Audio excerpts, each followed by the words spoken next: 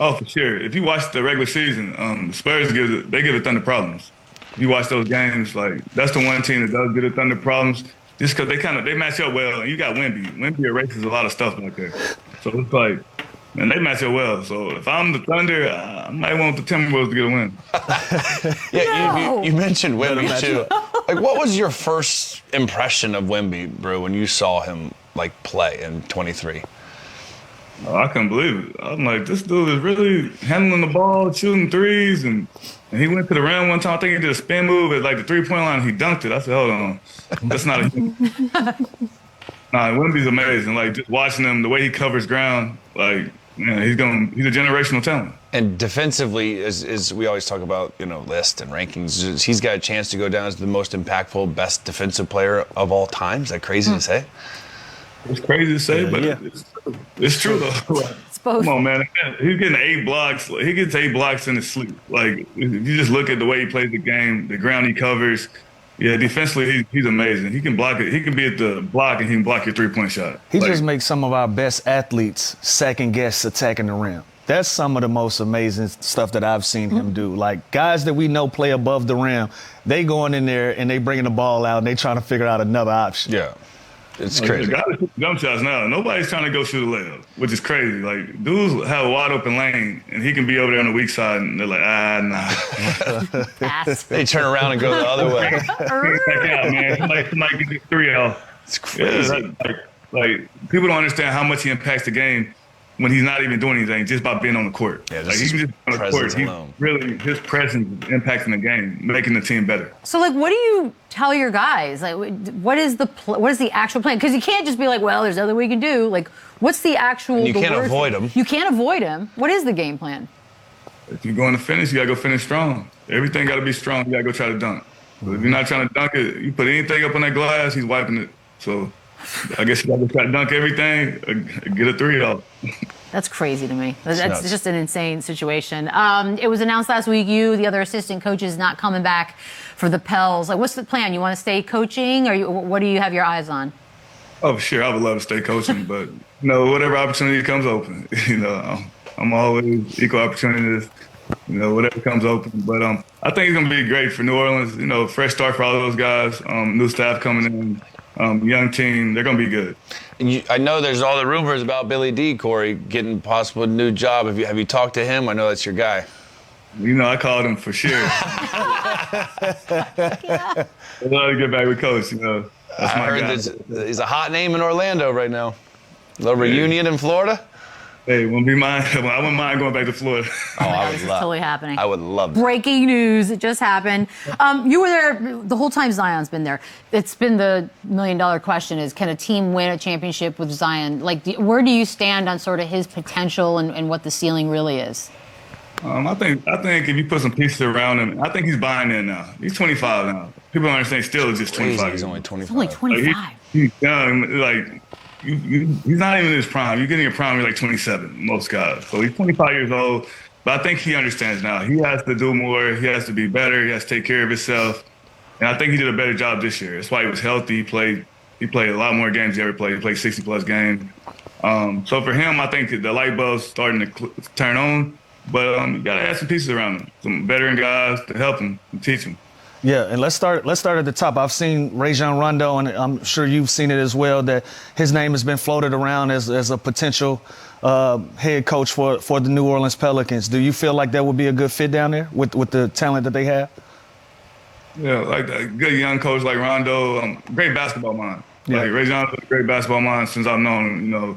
We're the same age. We grew up playing with each other. We were in the McDonald's All-American game together, and he's been smart since then. So for a guy like that, I think, put some good assistants with him, that could be great for the coach. Corey, we had Charlie Villanueva on the show and Devin Harris, and they all kind of told funny stories about playing with Dirk and, how much fun that is and how sarcastic he is. How much fun, did you have with Dirk behind the scenes during that championship run in 2011 on the Mavs? I had a blast. Dirk is funny, man. It just used to be just the random things he'd say. He'd be like, yo, these burgers can't guard me. Just give me the ball.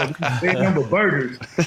So, hearing his voice, and Jason Terry would get him going. Dirk was great, man. And he was unstoppable. Like when I played with him, like that Miami series, I've never seen anything like it. Like LeBron, D-Wade, Chris Bosh, UD, whoever they brought in there, they didn't have a chance. And that's one of them things. I knew when they mocked him for being sick, I knew it was a wrap. I think everybody did. I got him. By the way, I got him later in his career, but he used to get after it. He got so lit at that parade. Was there any good stories from that parade and that celebration? Because he was a monster back in the day. Monster. Everybody had a good time. I remember waking up the next day like, oh my God, what just happened? So, it was a lot of good time by everybody. Everybody had a great time, and of course, having Mark Cuban as your owner, of course, you're gonna have a good. Corey, you also played with prime James Harden, obviously, and you guys made that run to the Western Conference Finals in 2015. You came up short against the Warriors teams, but he's always highly criticized, especially of his play in the playoffs. Like, do you think that just comes with him and his personality, or do you think he deserves that criticism and hate that he gets for his play?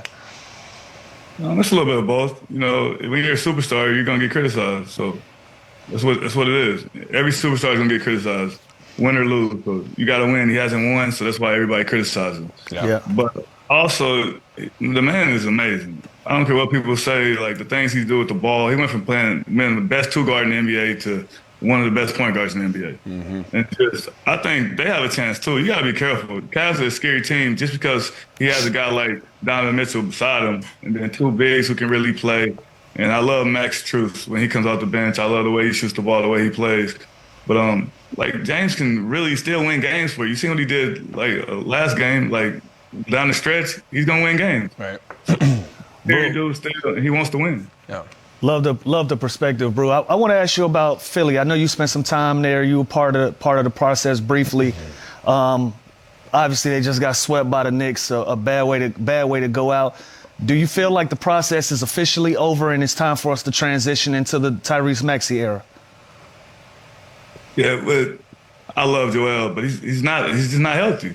Like, he's not healthy. He's getting older, and you got a young guy like Maxey. I think either Joel's got to understand it's Maxey's team, or they got to move on. Yeah. Yeah, I hadn't seen him say anything different. You know, I'm sure that everybody outside of their locker room is saying it's Tyrese Maxey time, and as outspoken as Joel Embiid usually is, I hadn't heard him say a thing. He probably agrees with all of us.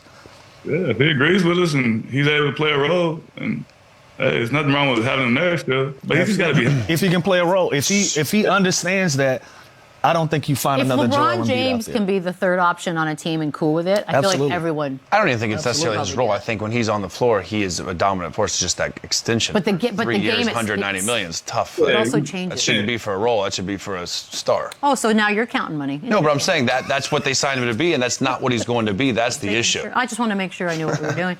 The draft lottery, we got it on Sunday. Finally, all the tanking answers were answered. Wizards end up with the number 1 pick. It's a great draft. I mean, it's not a one-man draft, as everyone keeps saying. If you were the Wizards, who are you taking? Man, that's a tough one. I'd really have to look at it. Like, I'd have to look at taking AJ or my guy Darren Peterson. Like, I'd have to look at both of them. I can't just be like, I'm taking this guy, I'm taking that guy. You got to look at the whole picture, the whole big picture. Who fits better? Like, you got to interview who has a better workout. I think they're really going to have to. It's really going to have to be a decision. It's exciting. Regardless of team, bro, do you have like a favorite prospect in this draft? Like, who was a guy with the highest ceiling? Because obviously there's a lot of questions of these top guys. We don't even know who the number 1 pick is for sure yet. Awesome. Like, it's nuts. I like C.J. Wilson. I ain't gonna lie, guy from North Carolina. I think he's going to be special. He can really play. And what he's shown me, I really like him. So whoever gets him, like, he's going to be that 4 or 5 range. Like, they're going to get a steal. It's always a guy who's like 4, 5, 6, 7, who's amazing. I think he's going to be one of those guys. I like Caleb, too. That was my sleeper pick. I said they should go number 1? Yeah, I think he has the highest ceiling. Caleb Wilson out of North Carolina. I'd take a serious look at him. By the way, who did that painting? Because it's pretty awesome. No, my wife got it somewhere. It's beautiful, and the more I stare at it, the more I love it. Real quick before we let you go, Lou needs 1 restaurant recommendation in New Orleans. What can you give him? Drago's. Drago's? Got it? Yeah. Write it down. Say less. All right, that works perfectly. Corey, awesome spending time. Hopefully we'll see you soon. Thank you. Yes, sir. Thank you, bro.